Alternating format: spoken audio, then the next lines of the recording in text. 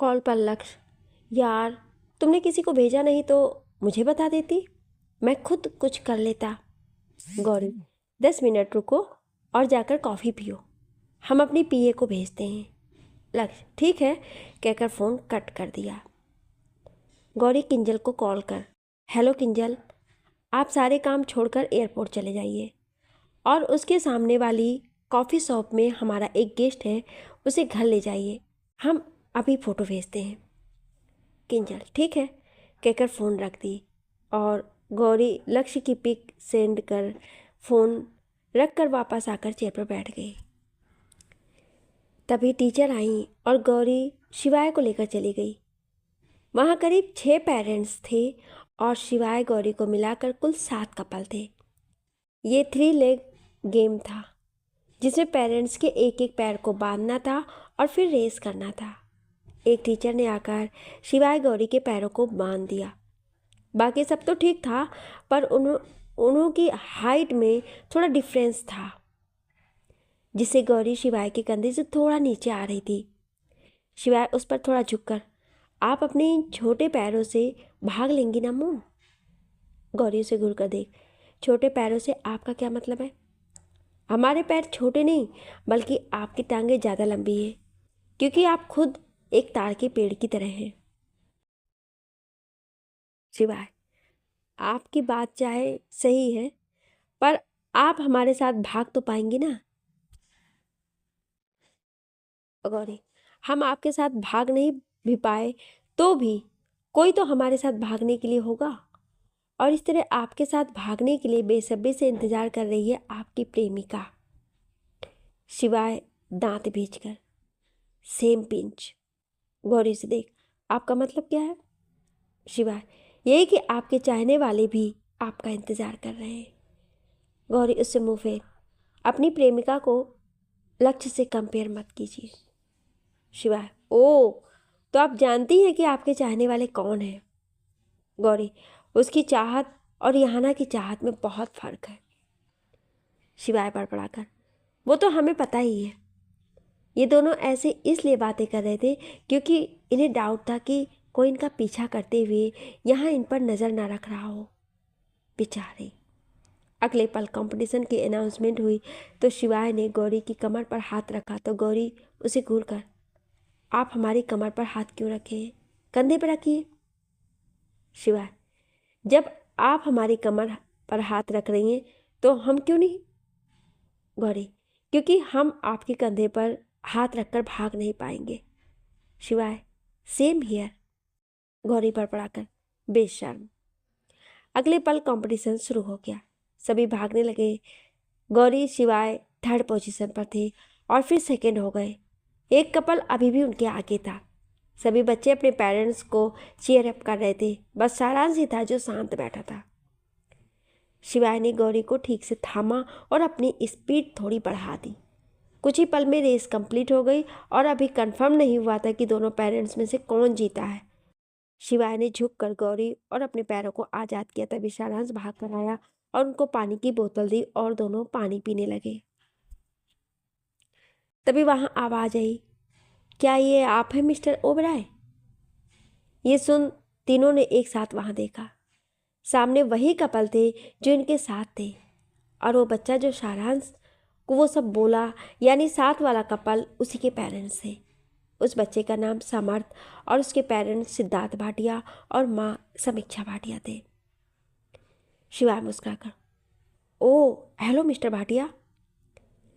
सिद्धार्थ, आप तो शादी करने वाले थे, तो फिर इतनी जल्दी इतने बड़े बच्चे के पापा कैसे बन गए?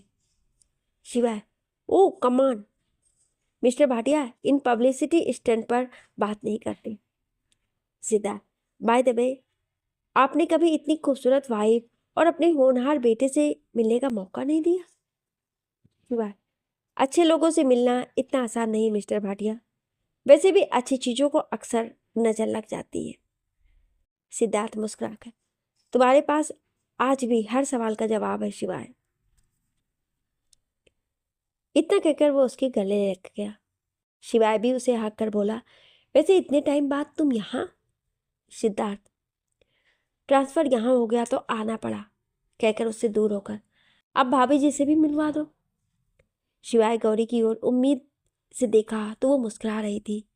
सब कुछ नॉर्मल देख वो उसे पास कर बोला, ये गौरी हमारी वाइफ, एंड गौरी ये सिद्धार्थ हमारा कॉलेज फ्रेंड। सिद्धार्थ ने गौरी से हाथ मिलाया और फिर समीक्षा से इंट्रोड्यूस करवाया। ये सब बैठकर बातें करने लगे। शारांश और समर्थ बैठे एक दूसरे को अजीब नज़रों से देख रहे थे। आखिर समर्थ उसे अभी वो सब बोल कर आया, ऊपर से शारांश जीत गया और दोनों के पेरेंट्स भी दोस्त निकले। और इतना ही नहीं, क्लास में दोनों की बहस भी हो गई थी एक बार। आखिर समर्थ ही बोला, सॉरी। शारांश उसे अजीब नज़रों से देखा तो समर्थ मुंह बनाकर बोला, ऐसे घूरो मत, मैं तो बस गुस्से में था क्योंकि कुछ ही दिनों में तुम सबके फेवरेट बन गए। जो जगह मैंने 1 साल में कमाई वो तुमने 1 महीने में हथिया ली। शारांश, मेरी जगह मेरी है और तुम्हारी जगह तुम्हारी, हम उसे एक दूसरे को छीन नहीं सकते। तुम बेफालतू की बातें करते हो इसलिए तुम मुझे पसंद नहीं। समर्थ, और जो तुम हमेशा चुप रहते हो मुझे हमें बहुत बोरिंग लगते हो। शारांश, तो तुम मुझ जैसे बोरिंग से बातें क्यों कर रहे हो। समर्थ, क्योंकि मेरे डैड कहते हैं कि टैलेंट को अप्रिशिएट करना चाहिए। शारांश, आई एग्री, बट तुम में सिर्फ बकवास बातें करने का टैलेंट है, so I am not interested in talking you. कहकर वो उठकर जाने लगा तो समर्थ उसके सामने आकर, बट मुझे तो तुमसे बात करने में इंटरेस्ट है और तुम्हें सुनना पड़ेगा। यहाँ कैफे के बाहर किंजल आकर अपनी कार पार्क की और लक्ष्य को लेने आई। वो जैसे ही अंदर जाने लगे कि तभी किसी से टकरा गई और उसकी ड्रेस के ऊपर कॉफ़ी गिर गई। उसने सर उठाकर वेट्रेस से माफ़ी मांगी और वॉशरूम का पता पूछकर ड्रेस साफ करने चली गई। वो खुद में बड़बड़ाती हुई बाहर आई और तभी उसके फ़ोन में लक्ष्य की फ़ोटो डाउनलोड हो गई। उसने जैसे ही फ़ोटो को देखा तो कुछ पल नज़रें उसी पर टिक गईं। फिर अगले पल उसने सब कुछ इग्नोर कर पूरे कैफ़े में नज़र घुमाई कि एक कॉर्नर में लास्ट वाली चेयर पर उससे लक्ष्य बैठा दिख गया। उसे देख कुछ पल घूर कर बोली, पूरे कैफ़े में यही एक कोना मिला था। वो उस टेबल के पास जाकर बोली, आर यू मिस्टर लक्ष्य। लक्ष्य अपना फ़ोन चलाते हुए, यस। किंजल, गौरी मैम ने मुझे भेजा है। फाइनली लक्ष्य ने उसे सर उठाकर देखा। आधे घंटे से मैं आपका वेट कर रहा हूँ, मेरा इतना टाइम वेस्ट कर दिया। ये सुन किंजल भड़क कर, मैंने क्या किया। वो तुम थे जिसकी वजह से लेट हुआ, समझी तुम। एक तो फ़ोटो डाउनलोड नहीं हो रही थी और ऊपर से तुम्हारी वजह से कपड़ों पर कॉफ़ी गिर गई। कपड़े साफ कर आई हूँ तो तुम्हें ढूंढने में 10 मिनट लग गए। अब भाई इतनी अच्छी जगह चुनी है कि सबसे पहले तुम पर ही तो नज़र जाएंगी। लक्ष्य थोड़े गुस्से से चेयर से उठकर, एक तो गलती करती हो और ऊपर से बदतमीजी भी करती हो। किंजल, मैंने अपना काम कर दिया, तुम्हें चलना है तो साथ चलो वरना मेरे पास और भी काम है। कहकर दंदनाते हुए वो कैफे से बाहर निकल गई।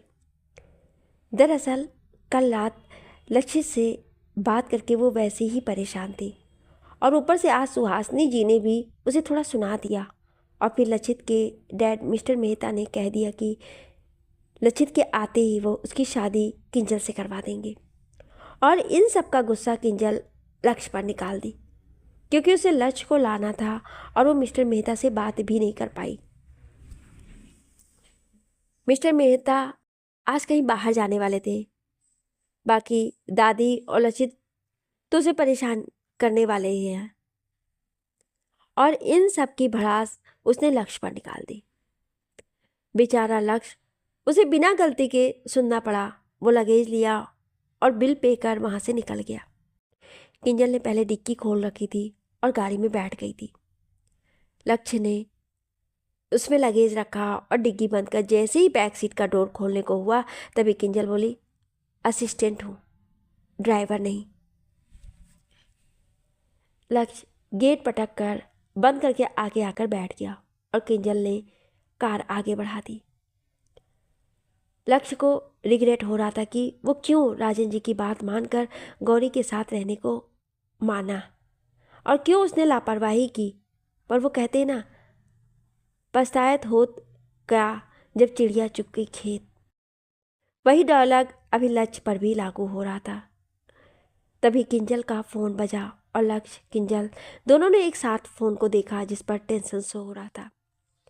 लक्ष्य ने किंजल को देखा और किंजल ने फ़ोन उठाया और ब्लूटूथ लगाकर कॉल पिक की। वो कॉल उठाकर सीधी आवाज़ में बोली, हेलो बोलिए लक्षित।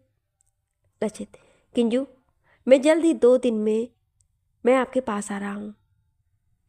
किंजल हैरानी से, इतनी जल्दी? फिर संभल कर, हमारा मतलब आपको सारे काम जल्दी जल्दी ख़त्म करने पड़ेंगे। आप उन्हें अच्छे से कंप्लीट कर फिर आराम से आइएगा ना, ताकि हम सब कुछ एंजॉय कर सकें। लचित, किंजू हमें ऐसा लग रहा है जैसे आप हमारे आने से खुश नहीं हैं। किंजल बनावटी मुस्कान से, नहीं ऐसा नहीं है, हम खुश हैं। अब आप बताइए, हम नहीं खुश होंगे तो क्या निधि खुश होगी? ये कहकर वो उसे आईना दिखा रही थी। बिल्कुल। लचित हड़बड़ा गया और बोला, किंजल हमें कुछ काम है, हम आपसे बाद में बात करते हैं। Bye, love you. Kinjal, same to you. Actually Kinjal को अथर्व से सच में टेंशन थी, और ख़ासकर उसे और निधि को लेकर, क्योंकि निधि उसकी बेस्ट फ्रेंड जो लचित की एक्स गर्लफ्रेंड थी, पर उन दोनों का अभी भी कुछ ख़त्म नहीं हुआ था। किंजल ने कॉल रख गाना बजा दिया। उसे लक्ष्य से कोई फ़र्क नहीं पड़ रहा था कि वो क्या सोच रहे हैं, और वैसे भी लक्ष्य उसके बारे में सोच भी नहीं रहा था। उसे इस बात से कोई मतलब नहीं था, उसे बस राजेंद्र जी और गौरी के काम से मतलब था। कुछ देर बाद वो ठाकुर हवेली पहुँचे। किंजल ने गौरी के बताए मुताबिक लक्ष्य का कमरा नौकर को बताया और खुद वहाँ से ऑफिस के लिए निकल गई। यहाँ स्कूल में प्राइज डिस्ट्रीब्यूशन के बाद शिवाय और गौरी सिद्धार्थ और उसके परिवार से विदा लेकर अपने अपने रास्ते चल दिए। गौरी सारांश को लेकर कार के पास आई और शिवाय उनके पीछे आ गया। गौरी पीछे पलटकर उसे देख, आप तो अपनी कार से आए थे, तो फिर हमारे साथ क्यों आ रहे? शिवाय कंधे उचकाकर ड्राइवर कार लेकर चला गया। गौरी चुपचाप जाकर ड्राइविंग सीट पर बैठ गई और शिवाय पीछे बैठ गया। सारांश कुछ पल सोचा और फिर गेट खोलकर शिवाय के साथ पीछे बैठ गया, और ये देख शिवाय हल्का सा मुस्कुरा दिया। गौरी खुश थी मगर बोली, आप पीछे क्यों गए सारांश? सारांश उसे देख, मम्मा मुझे नींद आ रही थी, कहकर वो शिवाय के पैर पर सर रखकर लेट गया, और शिवाय ने एकदम उसके सर पर हाथ रख दिया। गौरी उन दोनों को ज़्यादा डिस्टर्ब न करते हुए कार आगे बढ़ा देती है। आज सारांश खुश था। उसने आज एक पिता का प्यार महसूस किया। उसने जाना कि जैसे एक माँ का स्पर्श आपको सुकून और प्यार का एहसास दिलाता है, वैसे एक पिता स्पर्श आपको सेफ फील करता है और एहसास दिलाता है कि कोई आपको मजबूती से थामे है और आपको कभी गिरने नहीं देगा। माँ और पिता दोनों की इम्पोर्टेंस नहीं, बल्कि दोनों ही खुद में बहुत इम्पोर्टेंट है। वहीं शिवाय को विश्वास नहीं हो रहा था कि ये वही बच्चा है जो उसकी मम्मा के लिए उसे डाइवोर्स पेपर साइन कराने आया था। कितना गुस्सा था उसकी आंखों में उसे उस दिन पर, आज वो उसके पास है। शिवाय झुका और सारांश के माथे को चूम लिया। सारांश जो आंखें बंद किए लेटा था, उसे यह अच्छा लगा और वो वैसे ही रहा। फिर उसे पता ही नहीं चला कि कब वो सो गया। गौरी चुपके चुपके सब कुछ फ्रंट मिरर में देखकर मंद मंद मुस्कुरा रही थी। तभी शिवाय बोला, थैंक यू। गौरी हड़बड़ा गई। उसे लगा शिवाय समझ तो गया ही होगा। वो खुद को संभाल कर बोली, थैंक यू? किस बात का थैंक यू? शिवाय सिद्धार्थ के सामने। गौरी उसकी बात काटकर, आप भी तो सारांश के लिए आए? शिवाय, क्योंकि सारांश हमारा बेटा है। गौरी, और आप हमारे पति। कहकर वो चुप हो गई और शिवाय भी कुछ नहीं बोला, क्योंकि सारांश अब थोड़ा हिलने लग गया था। तो दोनों ने और कोई बहस नहीं की। शाम के 6 बजे गौरी और किंजल घर आई। दरअसल गौरी जब घर आई तब वो लक्ष्य से मिलकर किंजल के फ़ोन आने पर ऑफिस चली गई थी और सारांश को शिवाय के पास ही रहने दिया। कार में गौरी अपने लाए हुए सामान निकाल रही थी कि तभी उसे कॉल आया और वो बात करने लगी। किंजल उसे बात करते देखी तो अंदर की ओर बढ़ गई कि तभी वो फिसल गई और उसके मुंह से चीख निकल गई, पर तभी किसी ने उसे हाथ पकड़कर खींच लिया। किंजल ने लंबी लंबी सांस लेते हुए आंखें खोलकर देखा तो सामने वाले इंसान ने कसकर उसे गले लगाकर कहा, हे किंजू बेबी, कैसी हो तुम? किंजल बनावटी मुस्कान से, मैं ठीक हूँ, तुम कैसी हो? निधि, मैं भी। किंजल, पर तुम यहाँ? निधि, अब मेरी इतनी प्यारी क्यूट सी बेस्ट फ्रेंड की शादी होगी तो क्या मैं आऊँगी नहीं? किंजल मन में, best friend my foot, boyfriend की शादी है तो तू आएगा? निधि, ओके चल आगे बात करती हूँ, मैं फ्रेश होने जाती हूँ, वॉशरूम कहाँ है? किंजल, आगे से लेफ्ट। निधि, हाँ, मैं सर हिलाकर अपना सूटकेस लेकर चली गई। किंजल नीचे गिरे तेल को देख, पक्का इसी ने ही गिराया होगा, चुड़ैल कहीं की। तभी गौरी हाथ में कुछ बैग और सामान लिए फ़ोन पर बात करती हुई अंदर आई। उसका भी वहाँ पर पैर पड़ने ही वाला था कि किंजल उसे रोक, आगे नहीं, वहाँ तेल है, गिर जाओगी। गौरी फौरन रुक गई और नीचे देखी। किंजल ने तिरछी नज़रों से देखा जहाँ लक्ष्य खड़ा था। वो घर के कपड़ों में था तो बेशक हॉट लग रहा था। वो उसकी तिरछी नज़रों से देख रही थी। गौरी दूसरे साइड से आई और लक्ष्य को एक पैकेट देकर, ये तुम्हारे लिए, फिर किंजल को देकर, और ये आपके लिए। किंजल खुशी से एक्साइटेड होकर, मेरे लिए? कि तभी उसने देखा जहाँ निधि छुपा कर सब कुछ देख रही थी। किंजल गौरी के हाथ से पैकेट लेकर लापरवाही से सोफे पर पटक दी और बोली, तुम्हारे साथ काम करती हूँ इसका मतलब ये नहीं कि तुम मुझ पर एहसान करो और मुझे ये गिफ्ट देकर बदलने की कोशिश मत करो। मुझे नहीं चाहिए ये बेकार गिफ्ट। गौरी हैरानी से, किंजल? किंजल आंखों में गौरी को इशारा कर दी तो गौरी समझ कर बोली, तो मत लो, हम तो असिस्टेंट के तौर पर दे रहे थे, हमारी गलती है जो तुम्हें तोहफा देने चले आए। किंजल, मैंने कहा था देने को। गौरी, आवाज़ नीचे करके बात करो, नहीं तो जॉब से निकाल देंगे। किंजल हाथ फोल्ड कर, कॉन्ट्रैक्ट भूल गई क्या तुम? गौरी, हाँ, उसी की वजह से तुम्हारे नखरे झेल रहे हैं। कहकर वो सोफे पर से पैकेट उठाई और लक्ष्य का हाथ पकड़ दूसरी साइड से सीढ़ियों से जाते हुए बोली, भलाई का तो जमाना ही नहीं है। किंजल थोड़ा चिल्लाकर, किसी ने भला करने को बोला भी नहीं है, आई बड़ी हूँ, कहकर दूसरी साइड से सीढ़ियाँ चढ़ते हुए अपने कमरे में चली गई। निधि फोन पर मिस्टर राठौर से, हम फालतू में सोच सोच कर अपना टाइम वेस्ट कर रहे थे, इसने यहाँ भी सबसे लड़कर दुश्मन बना रखे हैं। डोंट वरी, हमारे अलावा अपना उसका कोई नहीं है, वो भी दिखावटी। मिस्टर राठौर, हाँ, हमने सुना कैसे वो उस गौरी को सुना रही थी, हमने अक्सर उसको ड्रिंक करते हुए भी देखा है। हम और लक्षित आ रहे हैं, डोंट वरी, वो जल्द ही हमारे साथ होगी और वो करोड़ों की प्रॉपर्टी भी। कहकर शातिर मुस्कान लिए कॉल कट कर दी। निधि भी फ़ोन पॉकेट में रख अपने कमरे में चली गई। इधर लक्ष्य गौरी से, तुम उसे सरफरी लड़की के साथ काम क्यों करती हो? देखा ना कितनी बदतमीज़ है वो और उसका बिहेवियर। गौरी मुस्कुराकर, उसका नाम किंजल है। लक्ष्य, तुम भी ना बिल्कुल पागल हो गॉर्जियस, सारी ही मुसीबत अपने माथे लेकर ही चलती हो। गौरी, अपनी बात कर रहे हो? लक्ष्य इरिटेट होकर, गौरी? गौरी उसकी ओर बढ़ते हुए, क्या गौरी? गौरी को पता था कि एक सरफिरा लड़का उसे पसंद करता है और उसकी लाइफ में प्रॉब्लम क्रिएट करना चाहता है, और फिर भी उसने उससे दोस्ती की और अब तक निभा रही है। क्या यह मुसीबत नहीं? लक्ष्य चुपचाप दीवार से लग गया। लक्ष्य, हटो मेरे सामने से। गौरी, क्यों? लक्ष्य, अपने ससुराल में खड़ी हो, कोई देखेगा तो क्या सोचेगा? गौरी, क्या सोचेगा? यही कि हम तुम्हें छेड़ रहे हैं। लक्ष्य साइड खिसक कर, तुम्हारे सिवाय जिन्हें देख लिया ना तो मेरी जान ले लेगा। वैसे भी दोपहर में मुझे ऐसे देख रहा था जैसे कोई उसे गन दे दे तो वो मेरा भेजा उड़ा दे। मैं यहाँ फंसने नहीं आया, समझी? इस महीने मेरा प्रोजेक्ट चलेगा और फिर मैं लंदन चला जाऊँगा।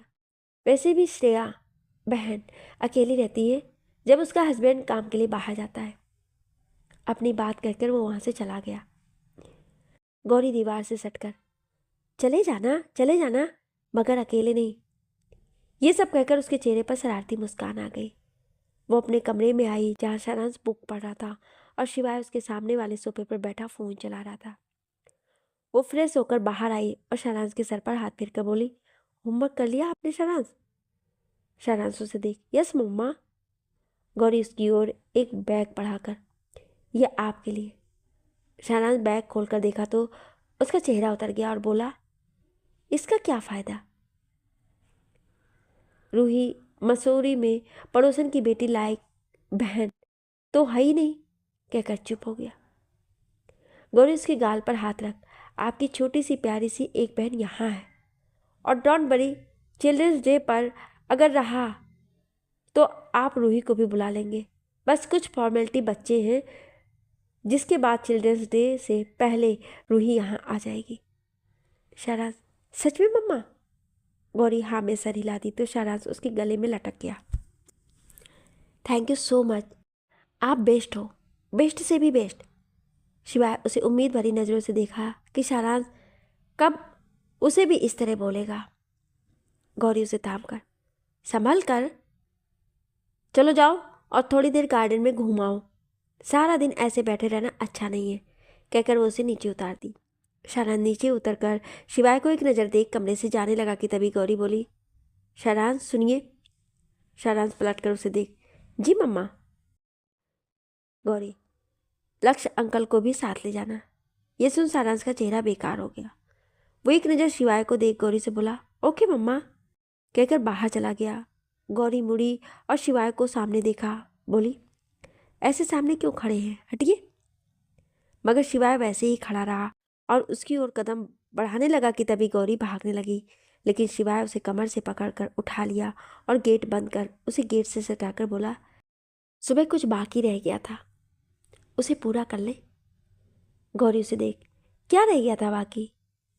तभी शिवाय उसके हिलते होठ को सील कर दिया। गौरी उसकी आंखों में देखी जहां जलन और गुस्सा दिख रहा था। वो जानती थी ये सब लक्ष्य की वजह से है। वो जानती थी इस वक्त उससे बहस करना बात को फालतू में बिगाड़ सकता है, इसलिए वो चुप सी रही और उसकी आंखों में देखने लगी जो शिवाय ने उस पर टिका रखी थी। लक्ष्य का कमरा। लक्ष्य अपने डोर पर नाव की आवाज़ सुनकर बोला, दरवाज़ा खुला है। सारांश अंदर आया तो लक्ष्य लैपटॉप बंद कर उसे देख बोला, हे चैम, आप यहाँ? सारांश आगे आकर, मम्मा ने कहा कि गार्डन में जाकर आपके साथ खेलूं, तो अगर आप चलना चाहें तो चल सकते हैं। लक्ष्य खड़े होकर उसकी ओर बढ़ते हुए, चलो आओ चलते हैं। दोनों सीढ़ियाँ उतरते हुए नीचे आए तो उनके नजर सोफे पर निधि के साथ बैठी फ़ोन चलाती हुई किंजल पर पड़ी। सारांश खुश होकर भाग कर उसके पास आकर बोला, ब्यूटीफुल आंटी, आप मेरे और अंकल के साथ खेलने चलेंगी? किंजल उसके गाल पर हाथ रख धीरे से, आप जाओ, आंटी बस 5 मिनट में आती हैं। सारांश का चेहरा उतर गया, मगर फिर वो लक्ष्य के साथ चला गया और किंजल लक्ष्य की नज़र में और चढ़ गई। किंजल तो सोच ही रही थी कि वो कैसे बाहर जाकर खेले ताकि इस निधि से उसका पीछा छूटे। वहीं निधि को लक्षित से बात करने का मन हुआ और वो बाय बोल फ़ोन लेकर के ऊपर चली गई। वहीं किंजल तो खुशी से बाहर गार्डन में चली गई। शिवाय का कमरा। शिवाय थोड़ी देर में उससे दूर हुआ तो गौरी ने एक लंबी सांस ली और बोली, हमें नीचे जाना है, कहकर वो दरवाज़ा खोलने लगी तो उसे शिवाय के होठ अपने कंधे पर महसूस हुए और उसके कदम वहीं रुक गए और धड़कन भी। शिवाय अपने तरफ उसे मोड़ा और उसके गाल पर हाथ रख उसके माथे पर, फिर आंखों पर और फिर गाल पर किस कर बोला, आप हमसे दूर रहिए, हमसे बात मत कीजिए, हम पर गुस्सा कीजिए और ज़रूरत पड़े तो हमें मार भी लीजिए, हम सब कुछ सह लेंगे, मगर आपको किसी और के साथ नहीं देख पाएंगे, हम मर। तभी गौरी परेशानी से उसके होठों पर हाथ रख, शिवाय, अगर हम यहाँ नहीं आते और सारी ज़िंदगी आपसे कभी मिलते भी नहीं, तब भी हमारी ज़िंदगी में सिर्फ आप रहते। आपके अलावा ना हमने किसी के बारे में सोचा है और ना सोच सकते। आप अगर पापा की बात से कुछ गलत सोच रहे हैं तो हम आपको बता दें कि लक्ष्य सिर्फ और सिर्फ हमारा दोस्त है, सिर्फ दोस्त। और आपको ये लग रहा है कि लक्ष्य को हमने बता रखा था कि इतने सालों से हम कहाँ थे, तो ये गलत है।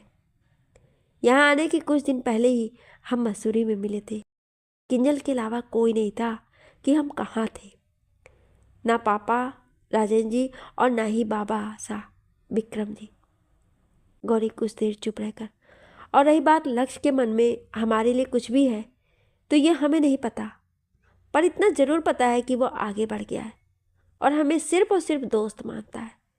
तो अपने दिमाग से उल्टे सीधे ख्याल निकालो और अपने शब्दों पर ध्यान दे, क्यों जब तक हम शांत हैं तब तक ही सब कुछ अच्छा है। इसलिए अपने शब्द सोच समझकर बोला करिए। अपनी बात कहकर गौरी दरवाज़ा खोलकर चली गई। शिवाय बस उसे देखता रह गया। वो शब्दों में एक बार नहीं बोली कि वो उससे प्यार करती है, पर उसके शब्द बोल गए कि मुझे कितना प्यार करती है।